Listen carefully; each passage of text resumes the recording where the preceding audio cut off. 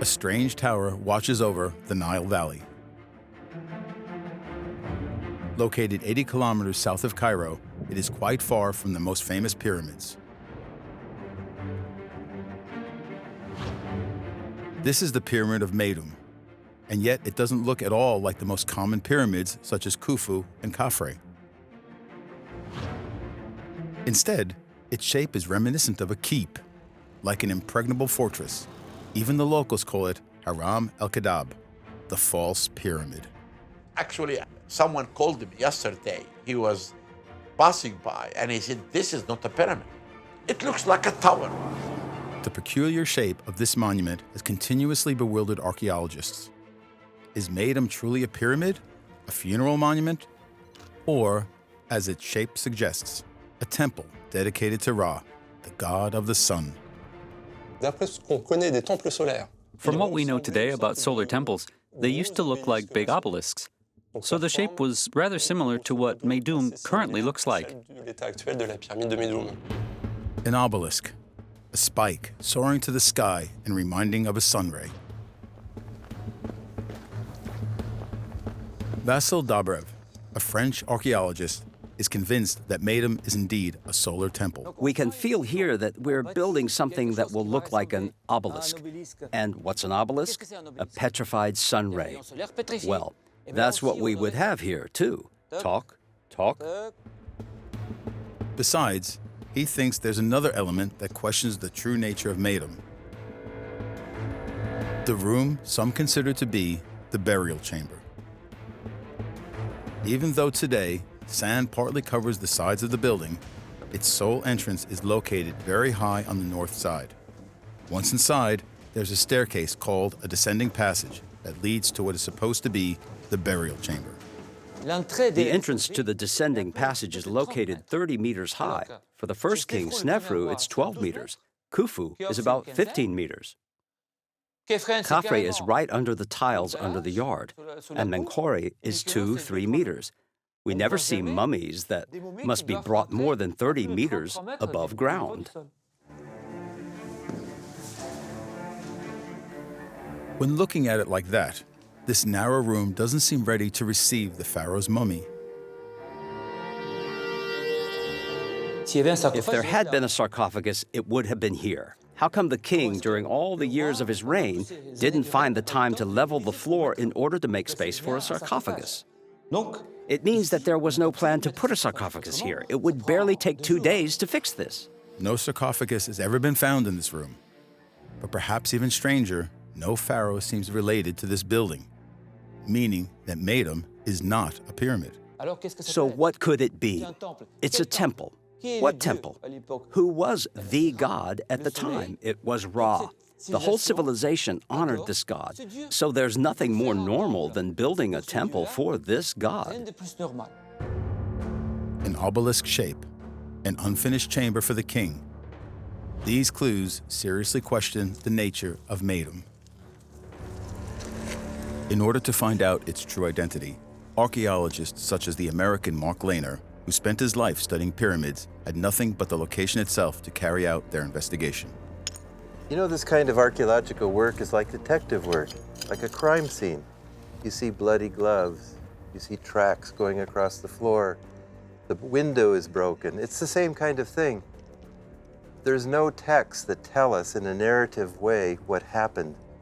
So you have to infer from all this kind of evidence. The challenge was huge. The events happened 5,000 years ago, and most evidence has been washed away by time. Yet archaeologists do have a trump card, science and new technologies that allow for a totally different approach. Unlike their predecessors, they now have access to drones, satellite images, and extremely realistic 3D models that permit a very detailed study of the site. This is particularly true for photogrammetry. For the first time ever, this groundbreaking technology will create a geometrically accurate digital copy of the building. It will then be used to analyze the structure of the pyramids. We have a real 3D view, not realistic, real. It means we have access to the monument as it is. It's not a reconstruction. Such photogrammetry gives us a 3D view, but also the right texture. We have the color.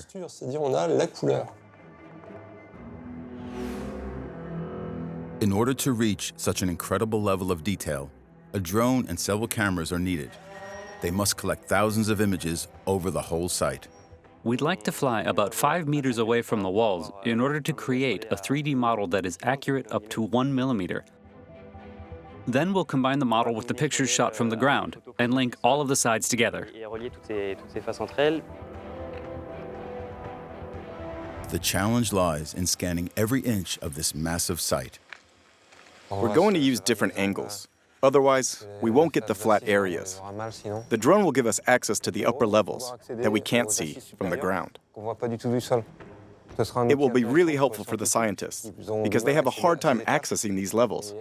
But now they'll be able to inspect the whole surface digitally, just as if they were on the building.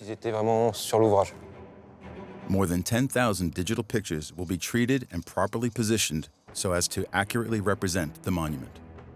My first impression is that you can actually visit the site without being there, which is very useful, to a certain resolution, to a certain degree of detail.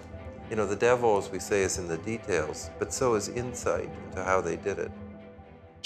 Every piece of that 3D image has a unique position in relation to others, and so we're able to measure the monument and its characteristics accurately. Thanks to photogrammetry and the endless possibilities it opens up, archaeologists hope to be able to validate their hypothesis regarding this mysterious monument. The technology has led to a first discovery. Meidum is indeed a pyramid and not a tower. A view from above gave that hint to the archaeologists. By studying the 3D model, they were able to clearly identify the base of the monument, although it's partly buried. From the ground, it's almost impossible to see that base. Photogrammetry also lets them accurately measure each side. The base is square, about 144 meters on each side, meaning an impressive total surface of more than 20,000 square meters. Excavations on the north face of Meidum unveiled the outside cladding of the pyramid. The base that surrounds the keep indicates a smooth-sided pyramid, a real pyramid. And when looking at the excavated area, that shell is clearly visible.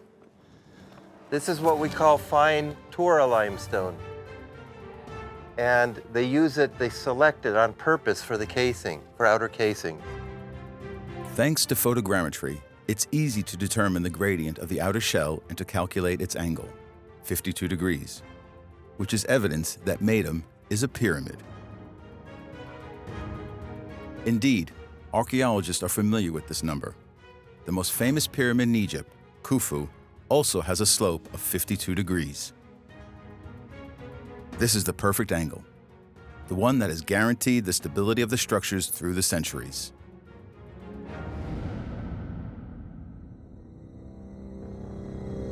The pyramid is currently 70 meters high, but by looking at its base and the angle of the casing, which were both accurately measured thanks to the 3D model, archaeologists estimate that the building used to be more than 93 meters high during its golden years. There are many clues telling us that the pyramid was much higher before. It was in a much better state during antiquity.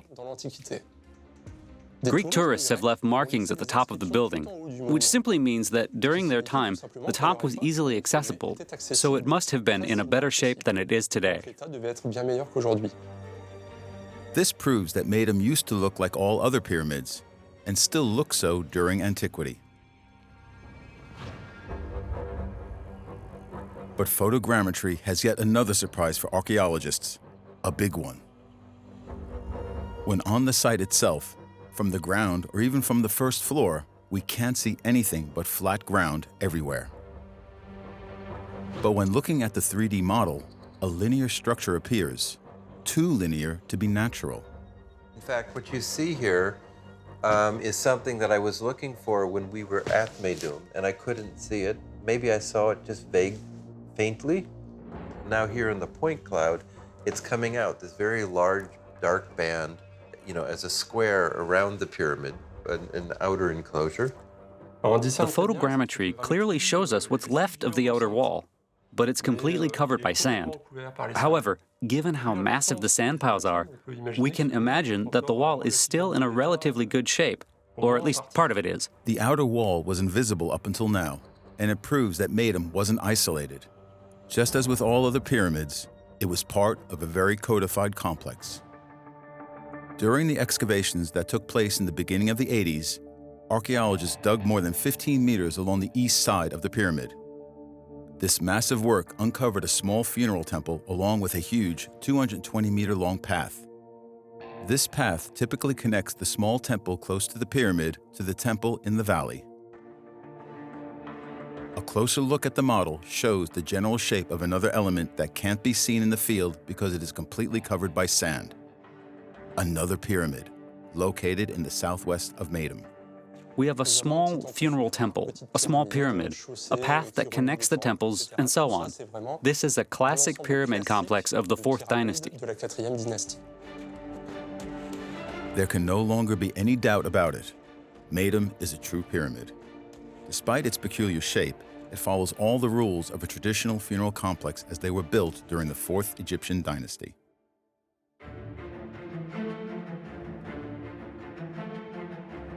But Meidum's shape isn't the only thing that has been confusing experts. Indeed, the pyramid isn't claimed by any pharaoh, which seems incredible. When coming inside the small temple located to the east of the pyramid, Mark Lehner is confused. Something vital is missing from these huge slabs, a marking that can be found in every other pyramid, the name of the pharaoh who built it. Completely blank stela. They just left it unfinished. The place was destined to receive the presents for the pharaoh, and everything seems ready. They even prepared this offering slab in their traditional shape of a stylized mat with a loaf of bread, very worn and broken.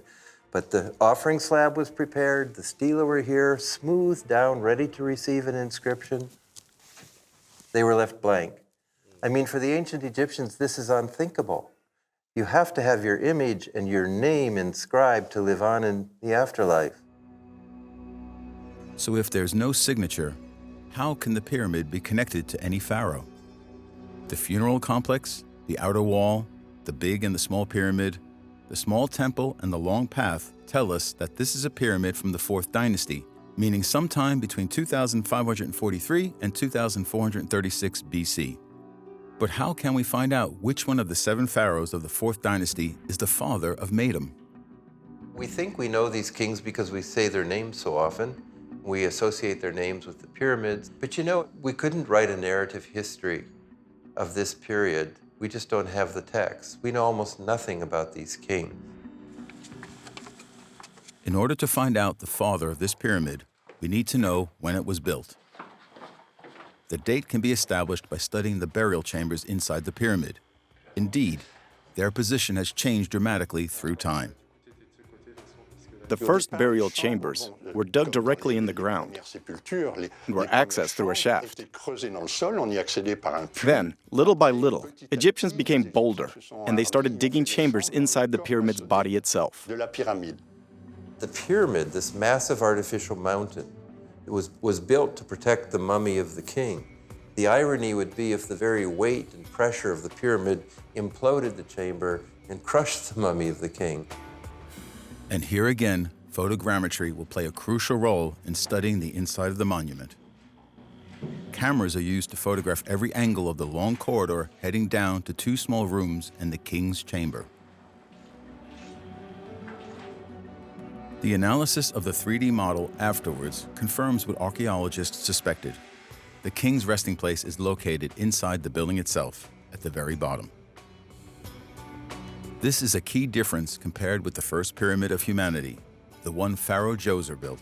If we compare Meidum to the pyramids that came before it, from the 3rd dynasty, for example, the stepped pyramid of Djoser, we can see that for Djoser, the rooms were placed underground, whereas in Meidum, they are built inside the pyramid's body. In the Djoser Pyramid, the tombstone is placed at the bottom of a pit, 22 meters underground. 100 years later, the burial chambers inside Khufu are placed in the center of the building, much higher than in Meidum. This first discovery means Meidum was built between the Djoser Pyramid and Khufu, sometime between 2600 and 2500 BC. This is a major step forward as the location of the burial chamber excludes Khufu and the following 5 pharaohs. Only Sneferu, Khufu's father, is left from the 4th dynasty. Could this pharaoh be behind the construction of Meidum? The few clues the archaeologists gathered in the field tend to confirm this hypothesis. Egyptians during the following centuries and millennium have always considered this pyramid to be Sneferu's work.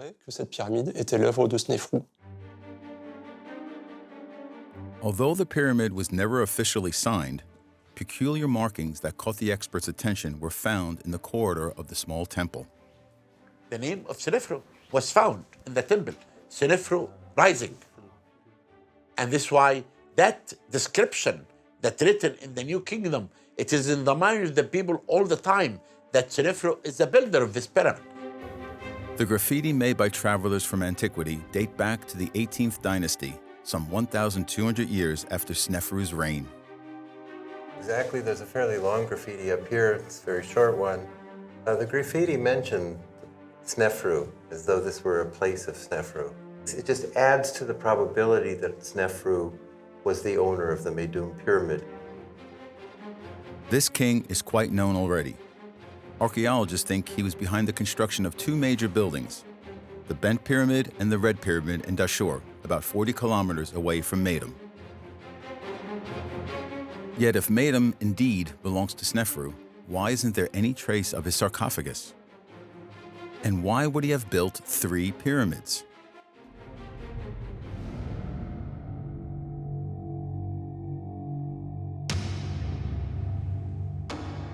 A careful analysis of the burial chamber will help the experts uncover a possible use of the Pyramid of Meidum. When you dig an empty space inside a building, you have to make sure that every stone piled up above it doesn't lean too much and come crashing down. They're worried about the weight and the pressure of the pyramid basically imploding the chamber, destroying it. To prevent such a catastrophe, Egyptians have come up with a groundbreaking technique. So instead of beams crossing horizontally, they do the corbelling, where they bring every course in a little bit more, a few inches more, until the room closes at the top.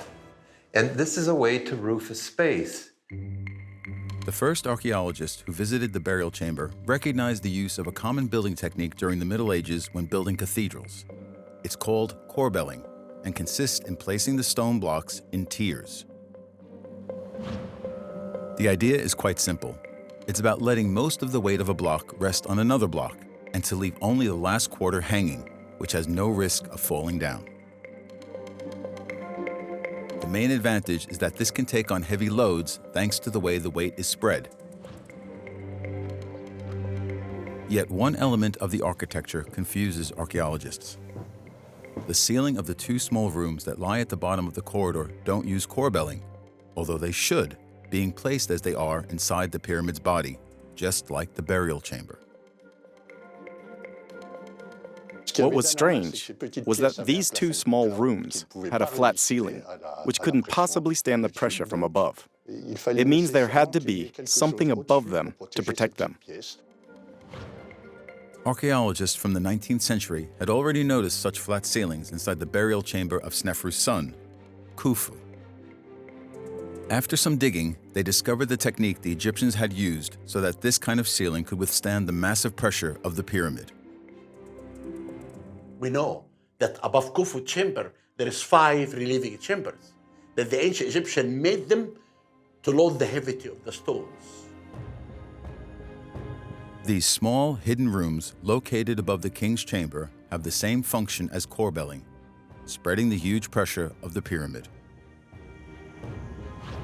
Could such relieving chambers have been used in Meidum too, several decades earlier? In 1999, a French team started investigating to discover the answer, with the obligation of not damaging the pyramid. They tried to see behind the walls by using a tiny camera. It was quite simple, really. We used an endoscope, just like a medical endoscope. We just needed to drill a hole about 1.5 centimeters wide, then insert an optic fiber in it, and then look. The team settles above the small rooms inside the burial chamber. They manage to insert the endoscope through a hole in the mortar, but the operation turns out to be more complicated than expected. The main issue was that we couldn't see much, because the endoscope is very small, and we couldn't send much light inside the rooms. After several trials, what they hope to find is here. In the end, though, we managed to see that the relieving chambers we suspected existed were indeed there. So what are these chambers anyway? Well, they're vaults built with the corbelling technique, hidden vaults. The flat ceiling is actually a false ceiling, and above it lie vaults built in corbelling, just as in the burial chamber, that protect the two rooms. Meidum, Sneferu's first pyramid, is a testing ground. As we can see, with the entrance located too high up to easily allow the mummy to be brought inside. The whole history of pyramid architecture through the reign of Sneferu is really getting better and better at enclosing larger and larger spaces. They were getting bolder and bolder. After building a 4 cubits wide room that didn't collapse, in the next pyramid, they thought, perhaps I can make it 5 cubits. And it didn't collapse either. And so inside the next pyramid, they said, let's make it 6 cubit. And that's how sizes have increased. Photogrammetry will highlight another key element in this investigation. Measuring the width of the king's chamber inside Sneferu's various pyramids can help determine in which order they were built. In Meidum, the burial chamber is 2.51 meters wide. In the Red Pyramid, it's 4.18 meters, and in the Bent Pyramid, 5.13 meters. Therefore, Meidum has the smallest burial chamber of the three, which would mean that it was the first of Sneferu's pyramids. Something archaeologists have noticed in the field. You can really see the advances in corbelling, just in terms of the beauty of the masonry, how smooth it is, the regularity of the steps as the sides close on each other. You really see the advances in the Bent Pyramid, and then you see near perfection in the Red Pyramid, the North Pyramid at Ashur. But at Meidum, it's the very beginning. The superior chamber in Meidum is really ugly. It doesn't have the noble characteristics, the proper polish a burial chamber should have. There are almost no vertical walls. It's like a vault dropped directly onto the ground. Lots of mending and defects, too. Since this is the beginning, they want the chamber to be small, too. They're not confident to have a huge space that they have to roof. Both the measurements and the quality of the work point to a similar conclusion. The orphan pyramid Meidum is indeed Sneferu's first pyramid.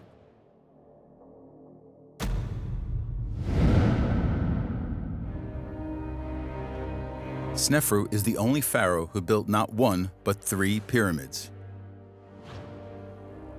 Beyond the reasons that led him to build several tombs, archaeologists think that the sheer fact that a single pharaoh could build 3 pyramids proves one thing: the tremendous power of Sneferu and his kingdom 4,500 years ago.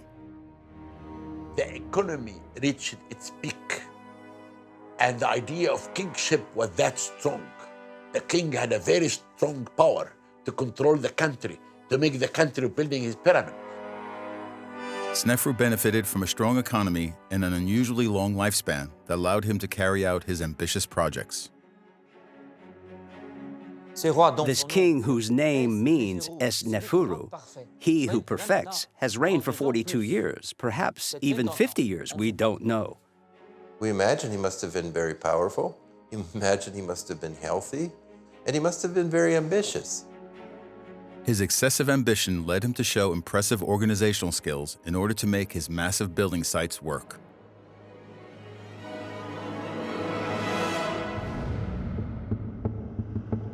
Indeed, Sneferu's logistics were incredibly effective and spread much beyond his kingdom. To build the pyramids, he had to import the most beautiful limestone blocks from the distant quarries of Aswan and Torah. He even went all the way to Nubia, in the south of the country, to bring back slaves that would help the local workers.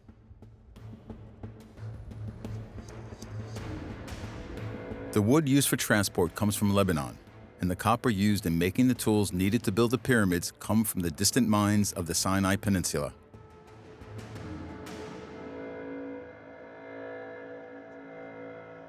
In 2011, in Wadi el-Jaf, on the shores of the Red Sea, one of the major bases used in building Meidum was discovered.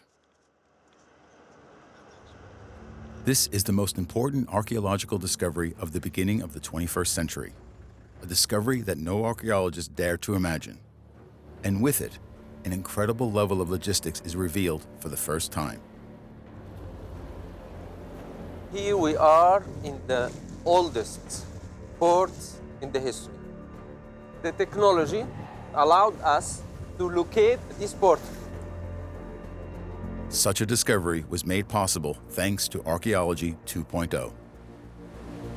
During the 50s, two French pilots flying over the coast had located archaeological remains. Pierre Tellet, an Egyptologist who has long been interested in harbors and ports in ancient Egypt, sought to find this location. A satellite image helped him. By looking carefully at the satellite shots, he was able to find the remains the pilots had mentioned.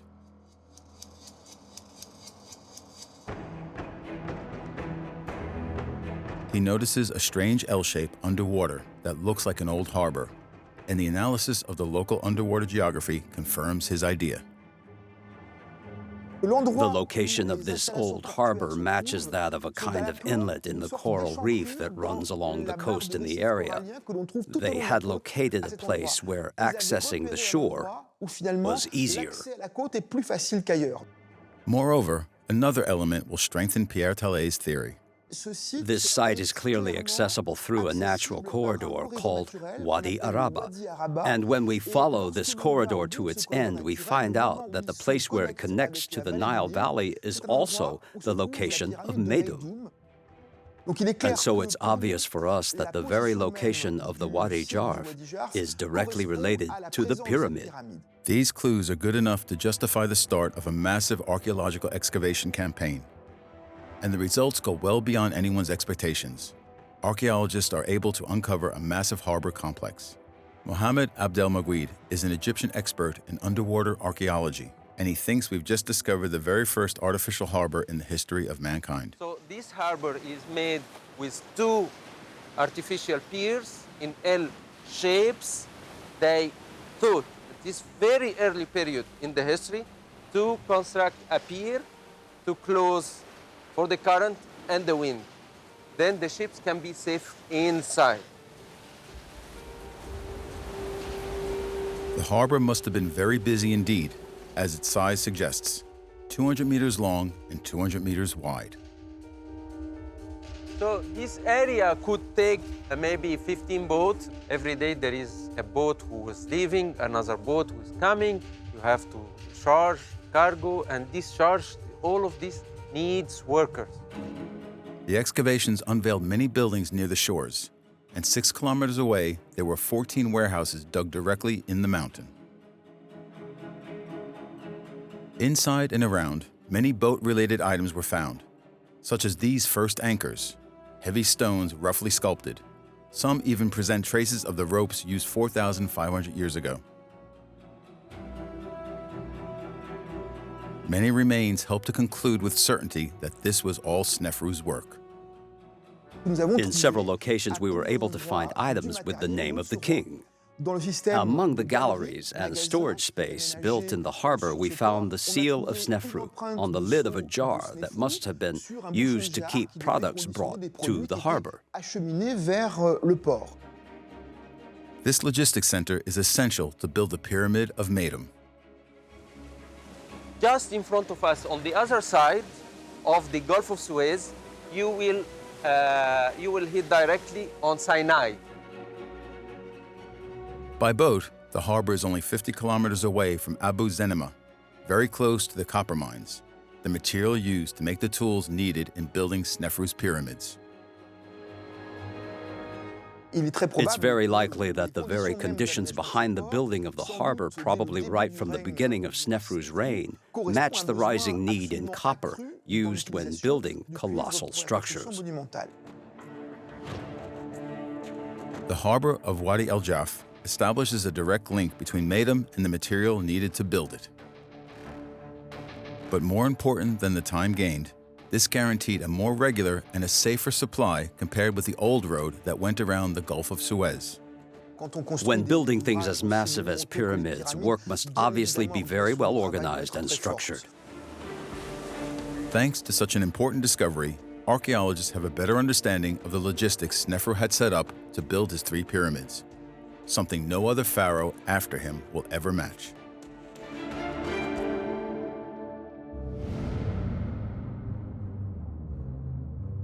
But one question continues to trouble archaeologists.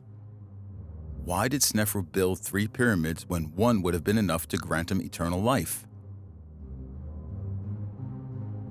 Meidum gives us part of the answer. The king liked to experiment and to continuously improve building techniques until he found the perfect pyramid.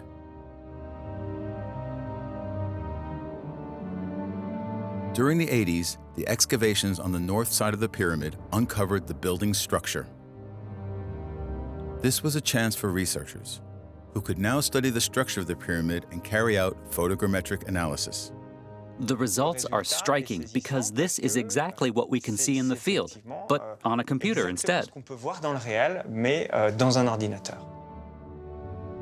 The analysis of the 3D models unveils strange anomalies, namely the fact that perfectly carved limestones are visible under the layer of rough stones. The American archaeologist Mark Lehner thinks these blocks tell us the incredible story of Meidum, that of 2 pyramids built into one. Well, right here you can see the corner, the beautiful Torah casing, and the beautiful corner of one step of the old step pyramid.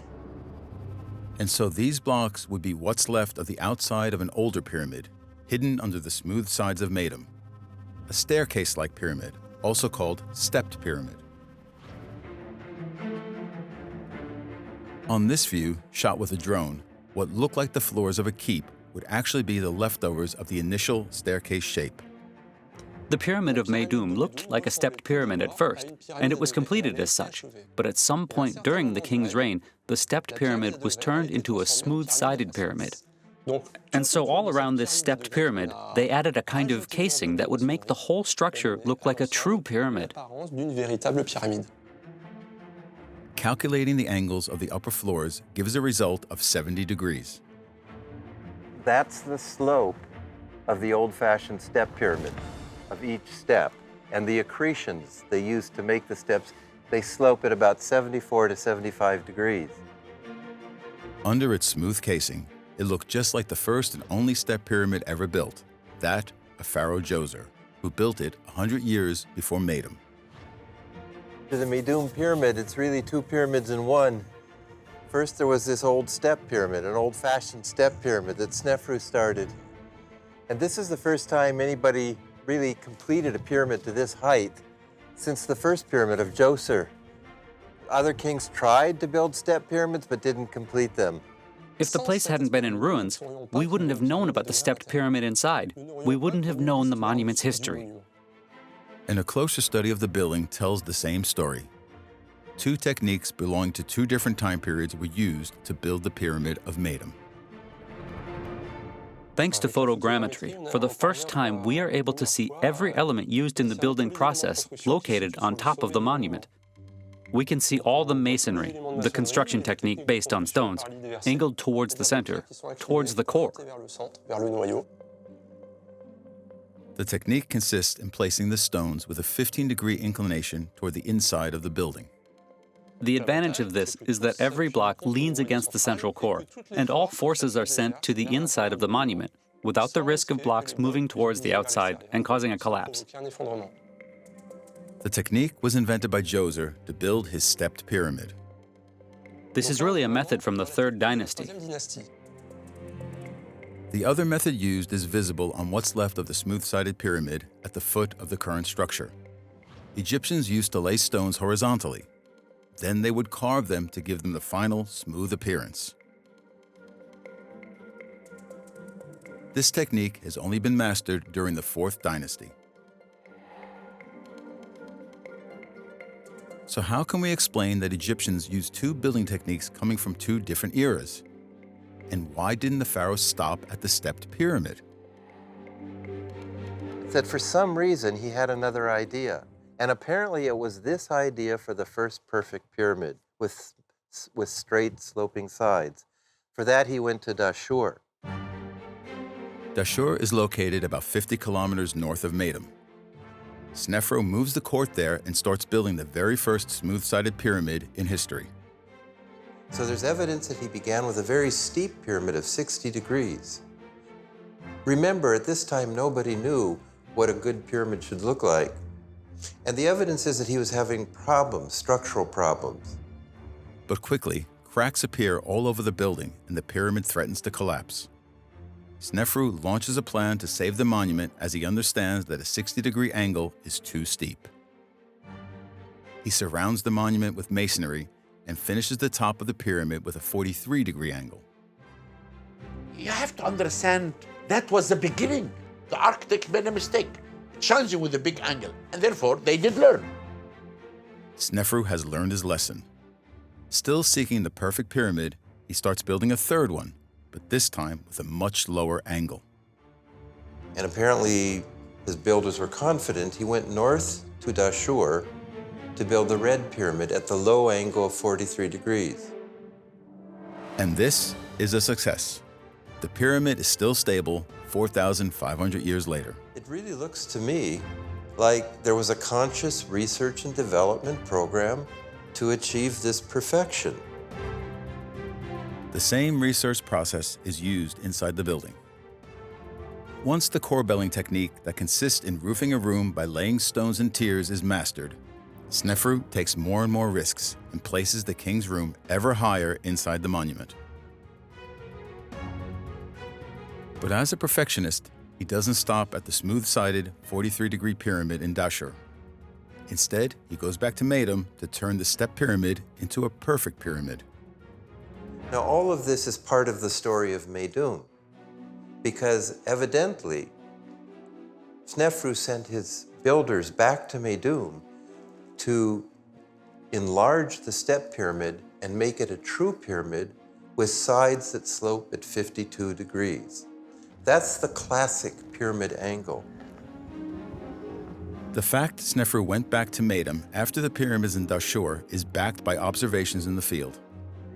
The pyramid's casing is the proof that Meidum was the last pyramid built. You can see where they're coming in with a chisel, and they're being very careful at that seam between one stone and another. You see the vertical chisel marks coming down like that? At Dashur, you can see where again and again and again they were breaking the edges of the casing stones and having to patch them. They would square off the break and then put in a patch. Now they're learned to be really careful when they dress the stone down to those edges. Studying the structure of the monument tells us an incredible story. That of a work that spread over 4 decades, the full length of the pharaoh's reign, making Meidum his first and last pyramid. Sneferu started at Meidum and finished at Meidum.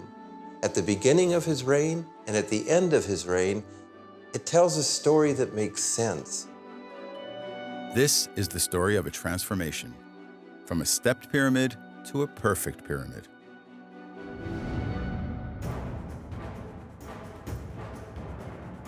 But how could Meidum go from a perfect pyramid to a mere keep? So much so indeed that it confused archaeologists about its true nature, and the locals call it, ironically, Haram el-Kedab, the false pyramid. After 2,000 years dominating the valley, could the pyramid truly have collapsed? The idea of collapse is made compelling It's an attractive idea when you look at how irregular is this later masonry against the very smooth Tora limestone casing of the original step pyramid. And there's no good squared joinery between these filling blocks. And they come up in a very loose, irregular way against the very smooth old step pyramid face. So there's nothing there to lock the two phases together. And that's why we could think possibly of a slipping away of this later masonry and a catastrophic collapse. And so the very story of Meidum and its double nature would be its downfall. This is a tragic fate indeed.